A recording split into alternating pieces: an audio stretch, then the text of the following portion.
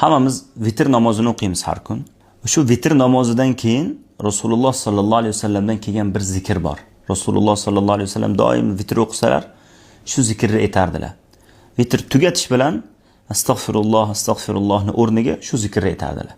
Ubay ibn Ka'b radhiyallohu anhu rivoyat qilgan hadisda Rasululloh sallallohu alayhi vasallam vitr o'qiganlaridan keyin Subhanal Malikil Quddus deb 3 marta aytardilar.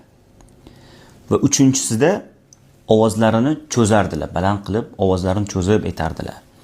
Ya'ni Subhanal Malikil Quddus, Subhanal Malikil Quddus, Subhanal Malikil Quddus deb ovozlarini cho'zib aytardilar.